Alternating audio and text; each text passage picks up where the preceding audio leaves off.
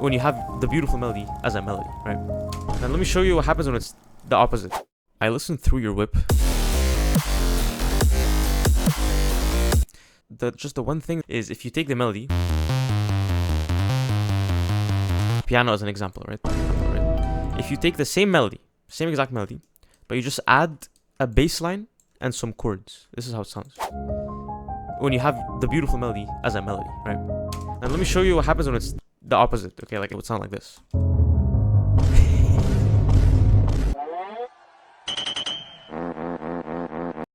You have something called a major scale.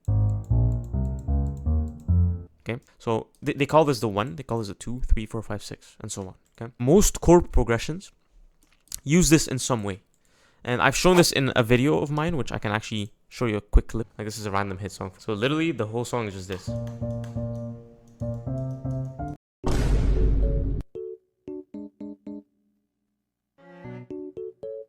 So in your case, I decided to go with a 4, 3, 6.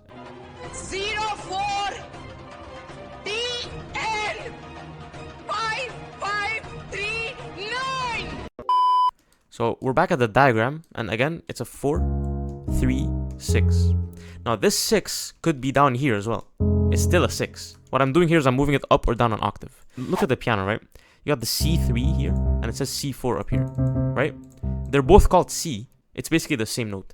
Your song's key is G sharp major or F minor. This is what your song sounds like right now, which is cool.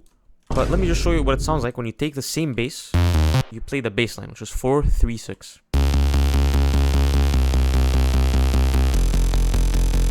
So now you combine the bass line that I just showed you with the same melody that you made, and it sounds like this.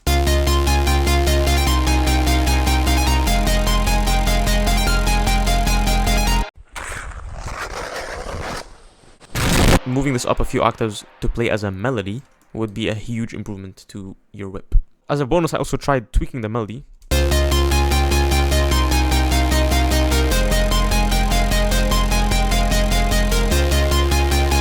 that's a different spin on your melody. So yeah, I hope that helps.